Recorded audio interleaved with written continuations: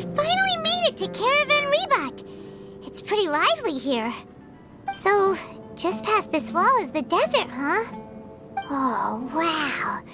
Paimon remembers hearing people call this the Wall of Samiel. It's made to block sandstorms from the outside. Oh, if it's this tall, it's gotta be the divine work of Greater Lord Rukkhadevata, right?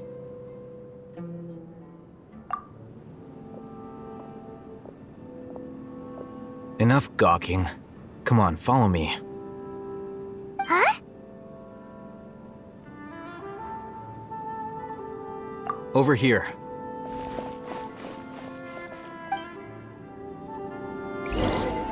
Oh, Haytham went that way! Let's hurry up and follow him. Wonder what he's up to.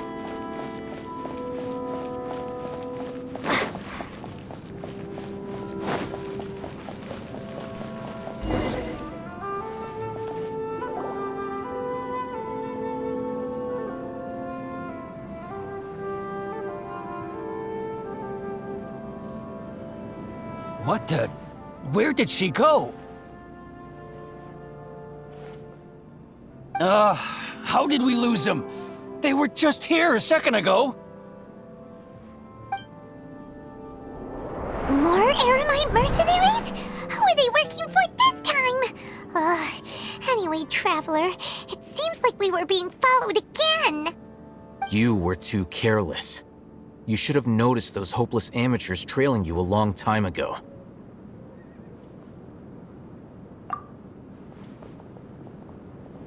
There's no need to thank me. I've never cared to keep track of personal favors. All I did was correct a mistake I happened to come across. It's a habit I developed at the academia. You really gave Paimon a scare, Al-Haytham. We never thought we'd run into you here. Last time we met at Port Ormos, didn't you say you were going back to the academia? Wait, don't tell Paimon that you're here to take us back on their orders. Oh, so you've already landed yourselves on the academia's hit list. I can't say that I didn't expect it. However, had I wished to turn you over to the academia, don't you think you'd already be the Eremites' honored guests by now? Oh, right. You do have a point. I have no interest in running errands for that project. As a scholar, I've always belonged to the camp that promotes researcher autonomy. And these days, you're more fascinating than anything the sages can offer. Not quite. To tell you the truth, I'm still investigating the Divine Knowledge Capsule. Unfortunately, I've run into some difficulties. Everyone says the capsule originated in the desert and was eventually moved to Port Ormos. If I am to get to the bottom of this, I must understand how the capsule first came to be. Which brings me back to you and why you're so interesting. The leader of Ain al-Ahmar used the Divine Knowledge Capsule right in front of you, and upon seeing him, your expression became perplexed, and you were lost in thought for quite some time. To have that kind of reaction, I think you must have realized something. Are you interested at all in sharing what you've been hiding from me?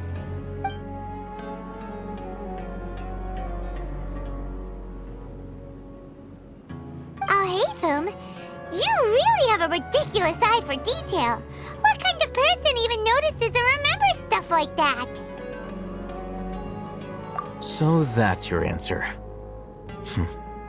Well, I do work for the academia after all. So considering that, it is indeed wise to keep your cards close to your chest. But that does prove you do have some undisclosed information about the Divine Knowledge Capsule. Am I right? No matter. Rather than simply learning the answers from you, I'd still prefer to investigate on my own. Speaking of, you two are also headed to the desert? That's right! We have the same plan as you! But we don't really have any concrete goals at the moment. Then I'd suggest starting with Aru Village. It's the largest settlement in the desert, so it'll probably have more resources and intel than anywhere else. Well, would you like to head there together? It's always better to travel with someone you know. Let's go!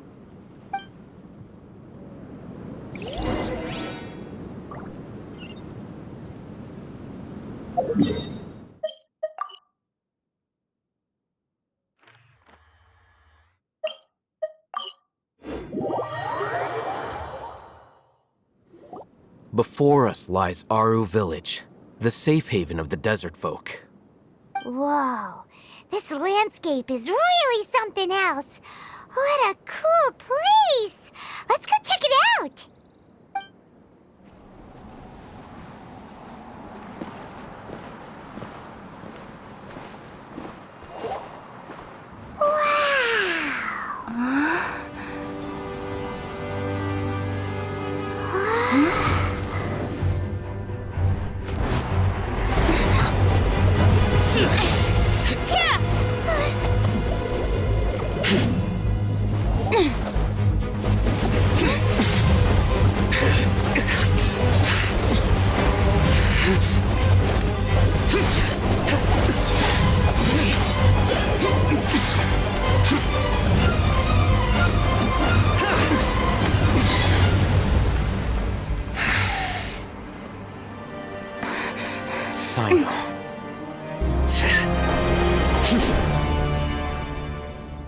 Unless my memory fails me, we have barely spoken 2 words to each other before now at the Academia.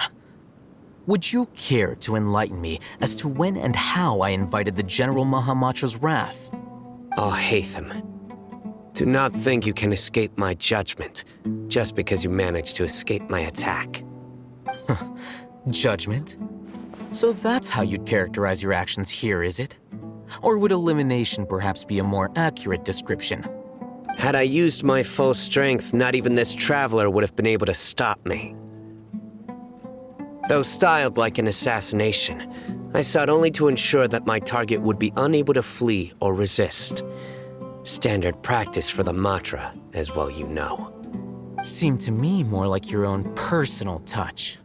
Who is that, Al-Hatham?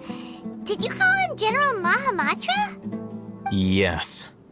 General Mahamatra Sino, head of all the Matra at the Academia. He's a formidable hunter, and the ultimate nightmare for any who have committed academic crimes. You seem to have placed a lot of trust in Al-Hatham, to the point of blocking an attack for him. If I were you, I'd never choose to side with him. I wouldn't believe a single word that comes out of his mouth. I have been pursuing this scribe for a long time. I urge you, stand back and do not seek to defend him any longer. Otherwise, there will be consequences. Has Al-Hatham done something wrong? Hyman doesn't think he's as bad as you've made him out to be. I won't waste my breath explaining things. Al-Hatham, I saw it during our fight. Take it out. The divine knowledge capsule you're hiding on your person. Unless you want me to retrieve it for myself. Very perceptive of you. Nothing escapes a Matra's senses. Wait, the divine knowledge capsule? Didn't it fall into the Matra's hands in Port Ormuz? No wonder you speak with such confidence, Sino. But I must admit, I'm very curious. What does this capsule mean to you? And why, as General Mahamatra of the Academia, are you all alone in the desert? As far as I'm aware, the other Matra have been speculating about your disappearance. Have you been given a mission that's, let's say, morally dubious? If I was the real target of your mission, what was stopping you from simply using your authority and resources to judge me within the walls of the Academia?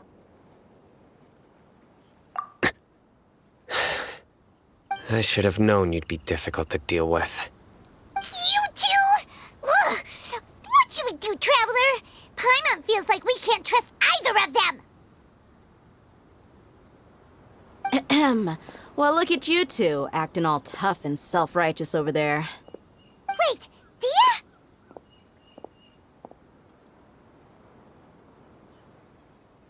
Great! Finally, someone that we can trust! You gotta help us out here, otherwise these two are gonna start fighting again! Yeah, sure looks that way. 2 giants from the Academia duking it out once and for all. Not something you get to see every day, that's for sure. Listen, I know you academic types love to fill up your big brains with self-righteous morality and lord your empty rules and virtues over each other. But how dare you bring your petty disputes into the safe haven of Aru Village? It seems like someone's gonna have to beat some sense into your thick skulls until you finally learn to respect these grounds.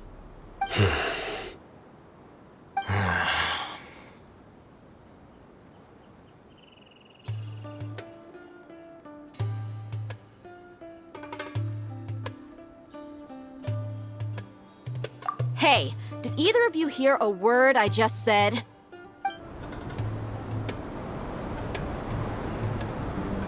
Whoa, what's going on? The wind's so strong! Is this a sandstorm? Paimon's gonna get blown away! Another sandstorm? What's up with these recently? Hey! All of you, over here, quickly! We have to take cover! Someone's calling for us! Oh, this wind is too strong! Let's get over there! That sounded like Candace. Come on, you two. Jeez, are all of you academia folks such hard work? Move it! All right, stop yelling.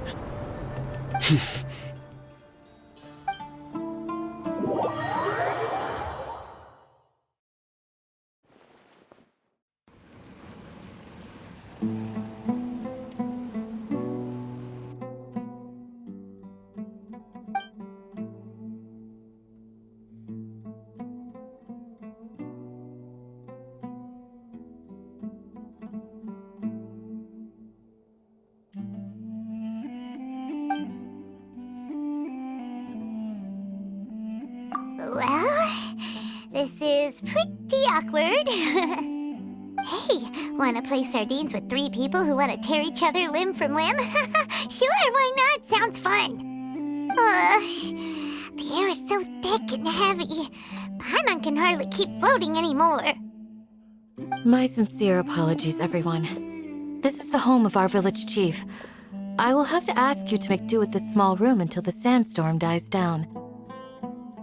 Please, let me introduce myself. I am Candace, protector of Aru Village. Our savior has come at last! Nice to meet you, Candace. The name's Paimon. Thank you so much for helping us. There's no need to thank me. It's only right to help each other when the weather gets rough. Wow, she's so gentle and caring, like a nice older sister. Unlike those guys over there. All right, now that we're all better acquainted, we should return to the topic at hand. As a guardian charged with the responsibility to protect my fellow villagers from harm, I was observing your conflict from afar, even before the sandstorm started. And now that you have set foot within our village itself, it is all the more my responsibility to make absolutely sure that you pose no threat whatsoever to us. So please, have an honest and sincere conversation with one another and put your hostile feelings to rest. If anyone dares to start anything again while they are under this roof, I will not hesitate to send them out for some quality time with the creatures of the sandstorm. Oh, on second thought, Paimon may have misjudged Candace's character. And that goes for you too, Miss Dia. Do I make myself clear? All right, we got it, Candace. That's what I like to hear. So, which of you will begin? I was supposed to be a mediator, but I might have gotten a little too involved just now. Anyway, one of those two should probably start talking. Wait, that was you trying to be a mediator? I have nothing to hide, so there's no shame in explaining myself. While Alhaitham wasn't wrong about the other Matra not knowing my whereabouts, it's not because I've been assigned a morally dubious mission. Rather, I've chosen to exile myself. Huh? Exile yourself? A little while ago, I discovered that there was data missing in the Academia's project planning and development files. What little they did report clearly did not match the project's actual progress. As General Mahamatra, I had the responsibility and authority to request an audit. However, to my surprise, the person responsible for the erroneous data was none other than Grand Sage Azar himself. I tried to investigate the issue myself before submitting a formal audit request, but I soon found that all leads and potential pieces of incriminating evidence were carefully concealed from me. I began to realize that they were cautious of me from the very beginning. Unsurprisingly, the Grand Sage rejected my audit request as soon as the submission reached his desk. He even said to me, "The power of the General Mahamatra is granted by the sages. You have no right to judge us." So they really are up to no good. I realized then that to the Grand Sage, the Matra are nothing more than tools for the sages to assert and maintain their control over knowledge. The vows that we took, the principles that we strive to uphold, they are meaningless to the academia of today. I believed it would be wise to flee the academia before the sages had a chance to take action against me. This way, they can no longer see nor predict my actions. I will never give up on this investigation. There's no need for someone else to give me power or authority. Once I find the truth, I will administer judgment by my own name. Sino seems to have the same goal as us. We're all investigating the sages. Plus, now that he's no longer the General Mahamatra, he somehow feels a lot less scary.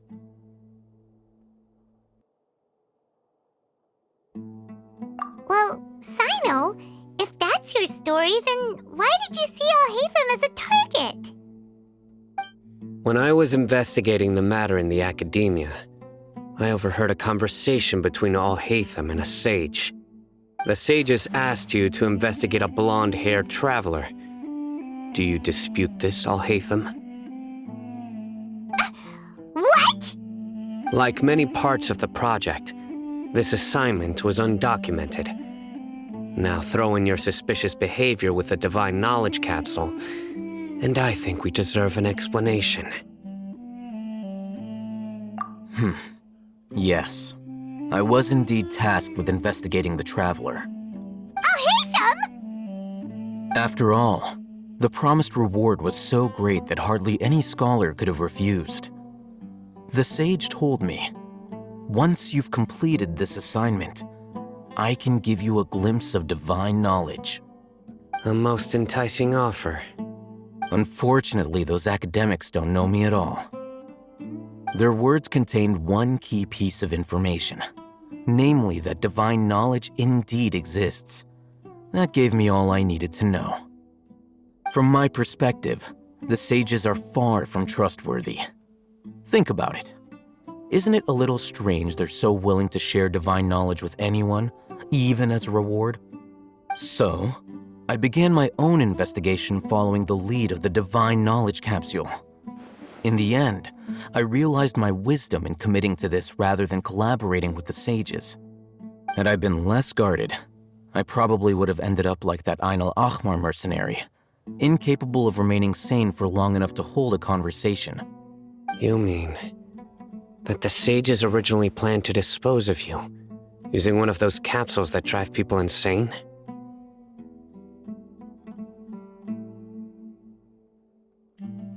I'd already given up on the assignment by then. I only told the academia I was waiting in Port Ormos for you to appear so they wouldn't suspect anything. So it came as quite a surprise when I encountered my erstwhile target while investigating the divine knowledge capsule. Criminals do love to talk about coincidences. Even though I ran into the traveler by chance, I had no intention of providing assistance to the academia. Also, you should remember, you were the ones who decided to follow me and strike up a conversation after I left that tavern.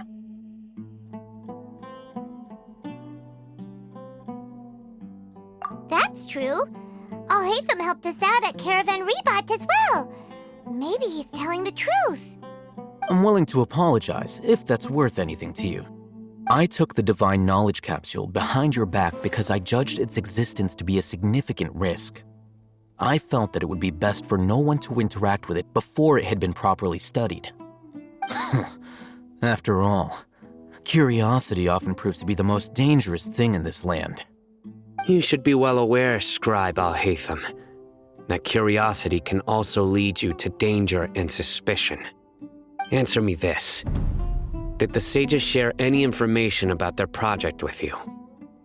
Have I not made myself clear? You and I are both distrusted by the academia. Do you really think they would tell me anything? Fine.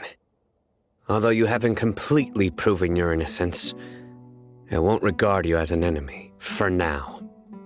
As you wish.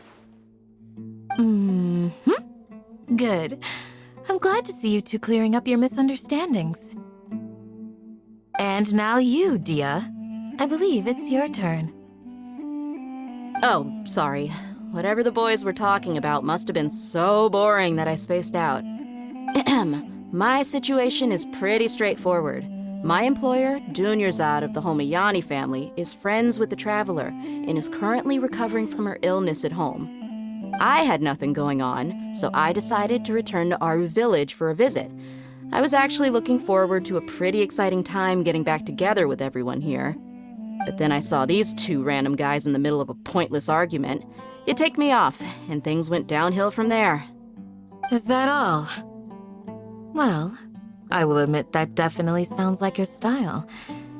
In that case, welcome back, Dia. That's more like it. I missed you all so much, Candace.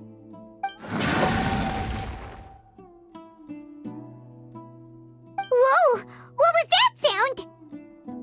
No need to worry. Now that you're no longer at each other's throats, please make yourselves at home. I'll take a quick trip outside to clear out some of those creatures in the sandstorm.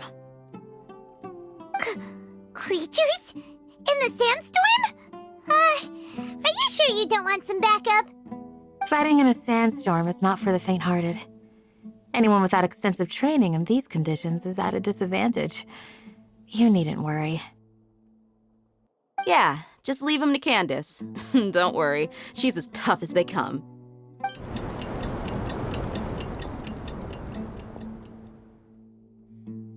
The wind's died down. That means the sandstorm's over, right? Candace still isn't back yet, though. Is she alright? Maybe we should go out and check on her. When you put it that way, even I'm starting to feel a little worried. All right, let's go. We've been here long enough, and the boys are as chatty as the floor.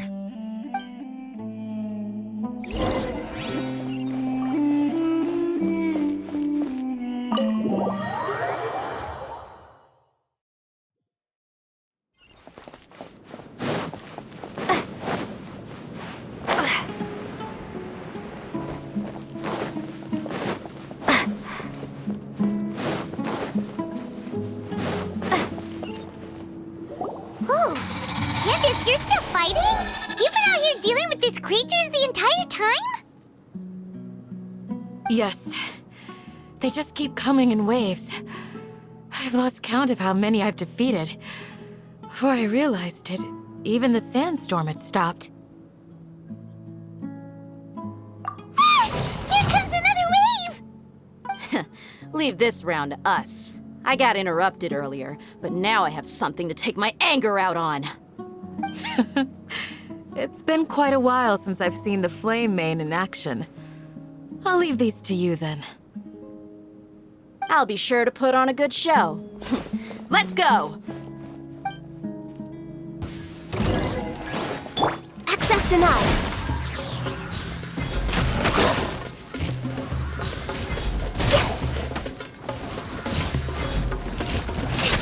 We're way behind schedule.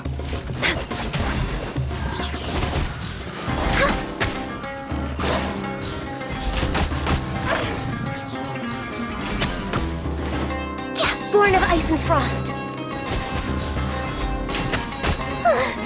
Here comes another wave! When are they ever gonna let up?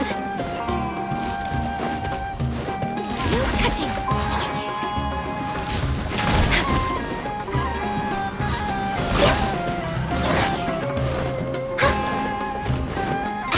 denied.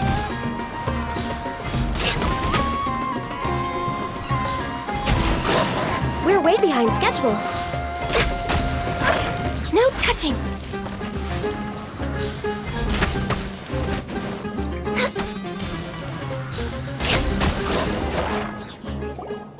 The creature stopped appearing. Was that the last of them? What we fought just now was probably the aftermath of the sandstorm. So we should be safe for the time being. Well fought, everyone. No injuries, I hope. Huh? Who are you? Ah, my apologies. I haven't had a chance to greet you yet. I had my hands full taking care of the village's elderly and children. I am the chief of Aru village. Everyone usually calls me Uncle Anpu. Sir, I am also originally from the desert, but I have not been back for some time now. May I ask if such sandstorms are common?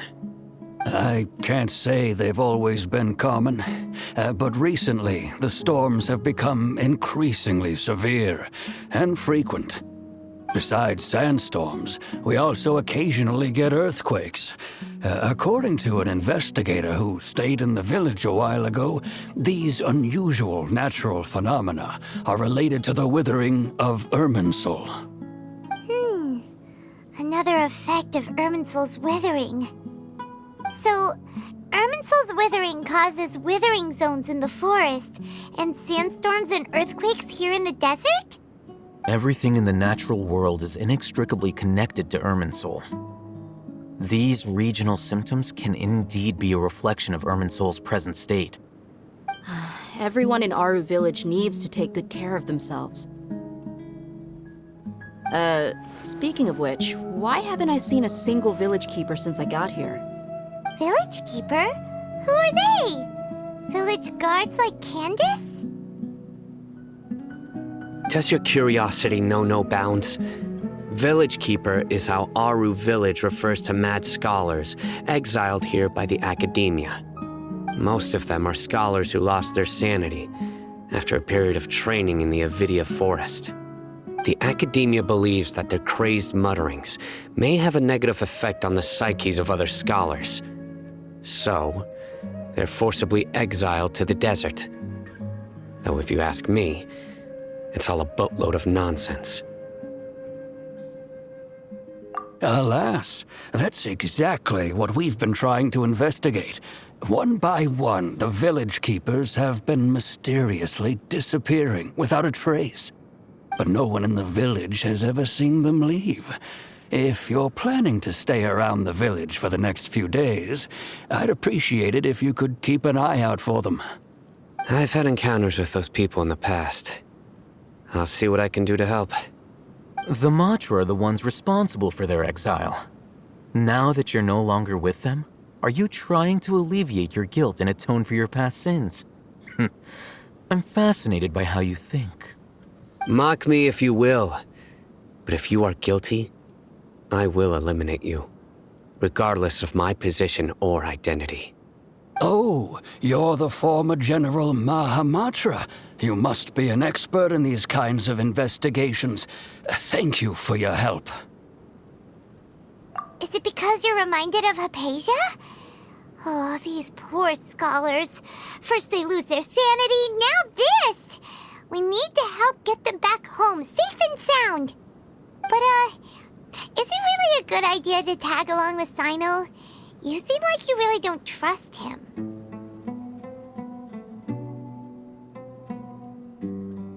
I'll be grateful for the assistance.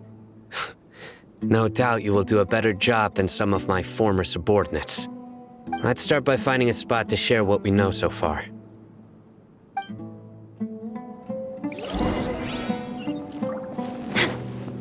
Next on the agenda...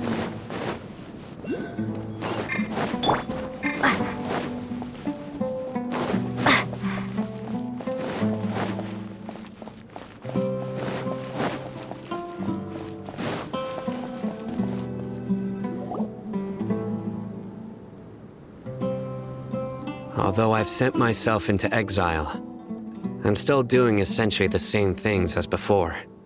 Do you still have any questions for me before we start our investigation?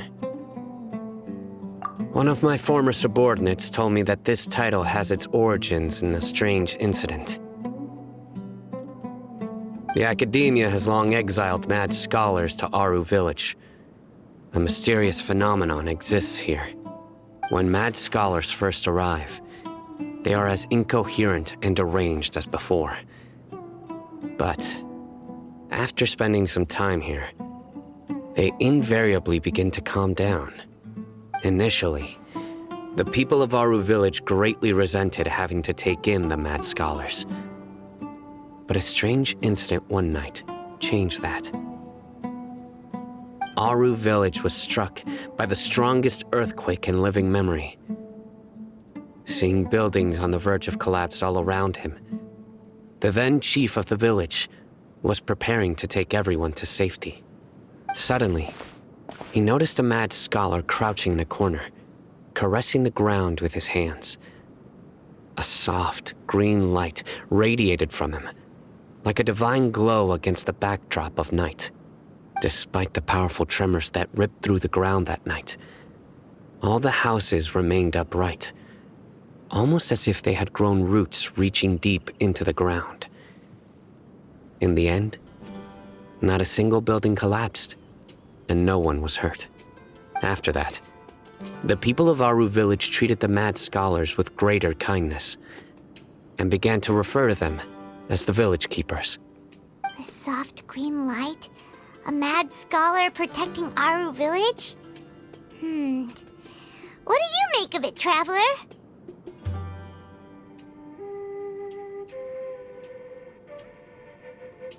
Paimon thinks so too.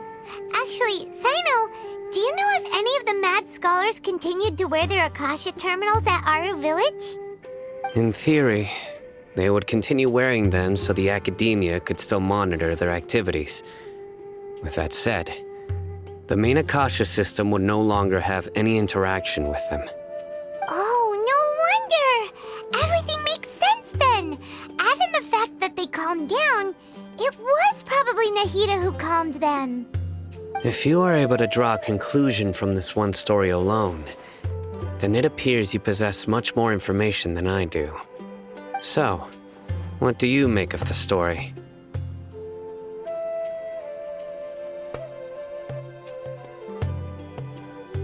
Really? Lesser Lord Kusanali. What? You don't believe us? Lesser Lord Kusanali was definitely using the Akasha to give her power to the mad scholars! No, it's not so much that I don't believe you. I'm just struck by your reasoning. Lesser Lord Kusanali, the current Dendro Archon, is she really active in Sumeru? The Academia has always placed far greater importance on the late Greater Lord Rukkhadevata. They've more or less ignored Lesser Lord Kusanali, and I've never had any reason to doubt their views. In addition, I've never heard any stories about Lesser Lord Kusanali and her deeds. To me, she might as well have been a god that never existed. No way! Nahida definitely exists! She's a... How should Paimon put it? She's a good Archon who's kind and wise, even if she says weird stuff sometimes. I've spent many years interrogating criminals, so I can easily tell when someone is lying. Good! Then you should know that we're telling the truth! That look in your eyes. I've never seen that from a liar. You two really must have met Lesser Lord Kusanali. How can this be? To think, our Archon has been amongst us this entire time. Alright, now it's our turn to put our skills to good use for this investigation.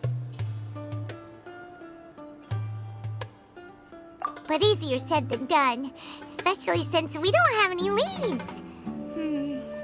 Maybe we can start by knocking on some doors. Excuse me, Are you here to help me find my grandpa? Huh? Who are you? By the sounds of it, a resident of this village. My name is Isak. You'll help me find my grandpa, right? Is your grandpa a mad scholar? Hey, don't say that. Grandpa is just Grandpa. Why do you have to call him that? It's not like he's a bad person or anything. The person you're referring to is not a local, yet you are. Why do you call him Grandpa? Grandpa is just Grandpa. He's my family. I heard everything you said to the village chief. Please, you gotta take me with you. I want to find my grandpa. I swear I'll help. I won't be a nuisance. Ah, so you're the one who was eavesdropping on us around the village chief's house. I was planning to go out and take care of whoever it was, but I had a vague feeling that they didn't harbor any ill intent. Whoa. Hatham wasn't kidding about Matra having sharp senses. Sino, he's just a kid.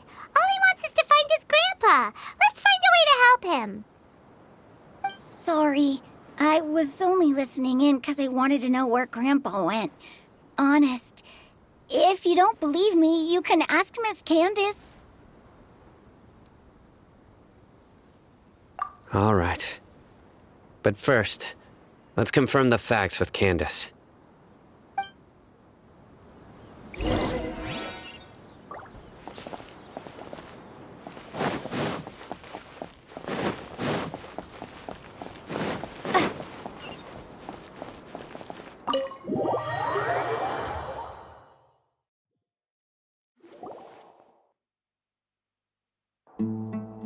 Sino is super vigilant. Is this what all the Matra are like? Ah, you're back already. We just wanted to confirm something with you. Do you know a boy by the name of Isak? I had a feeling he'd go looking for you. Huh? You knew this would happen? Yes. Although he tried his best to stay hidden, I still noticed him eavesdropping outside the window. He really wants to get his grandfather back. Isak's parents were both Aramite mercenaries who rarely returned to the village after finding employment in the city. He was raised by his grandfather. Unfortunately, it was only a few years before his grandpa passed away. Isak was still very young at the time, so various families in the village took turns caring for him so he could survive. Later, an elderly mad scholar arrived at the village. Isak thought the scholar bore a striking resemblance to his grandfather, and thus often spied on the man. However, the scholar was unkempt in appearance and incoherent in speech. Although Isak referred to the man as his grandpa, he was afraid and didn't dare to approach him. One summer night, the oft mumbling and bumbling grandpa suddenly calmed down and seemed to become more lucid. He even noticed Isak hiding in the distance. So Grandpa walked up to Isak and patted him on the head. He even took Isak to the entrance of the village, where he patiently taught the boy the names of the stars and accompanied Isak until he fell asleep. The next morning, Isak woke up and wanted to go find his grandpa again, only to realize his grandpa no longer recognized him. However, even so, Grandpa retained his calm expression. It's said that those who saw the scholar claimed he no longer appeared to be crazy, but appeared to be living in his own world, almost as if he were sleepwalking. Isak was thrilled that his grandpa was able to find peace and would follow him all the time, asking him things like, "Grandpa, want me to take you somewhere fun?" Or, "Grandpa, could you tell me stories about the stars again?" All this somehow just makes Paimon feel really sad. It seems like they both deserve so much better. Perhaps. Nearly everyone who lives in the desert has some form of hardship or regret. But even so, we must still continue on with our lives. It's also my reason for fighting. I must continue to protect this land.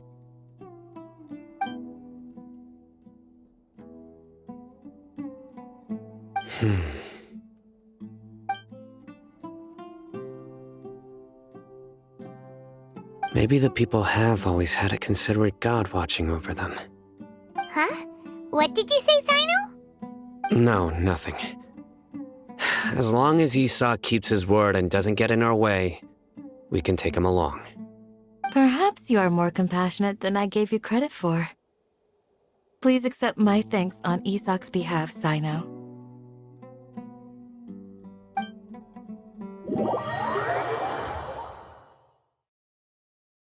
Hey, Isak! Oh, it's you guys! We've cleared everything up. Let's go find your grandpa. Really? Wow! Thank you so much!